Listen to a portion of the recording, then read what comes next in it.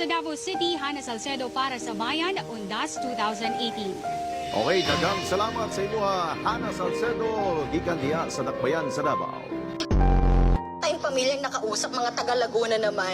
Kanina sila or kahapon sila dumating dito, nag-water activity sila.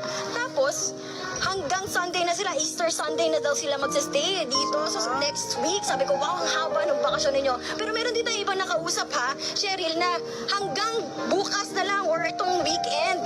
Ay, ayan. Ayun, Anthony. Yung mic mo. Ayun, yung mic mo. Kapit na mga motorista, eto na ang busina sa petrolyo.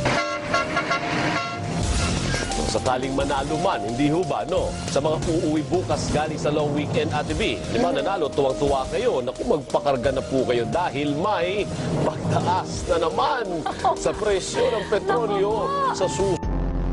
Tayo dito, Angela, na mga kawani ng Highway Patrol Group ng Philippine National Police upang sila yung magpantay kung merong lalabag sa daloy ng trapiko dito mismo sa EDSA Guadalupe.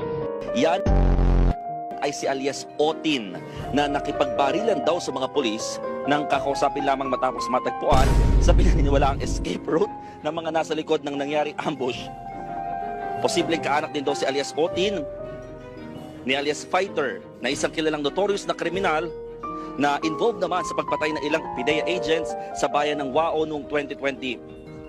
Inaalam pa rin ngayon kung konektado rin ba si alias Otin sa anumang grupo habang tinutugis pa rin ang nasa 7 hanggang 10 nanguna sa ginawang pananambang kay Governor Adyong. Makikita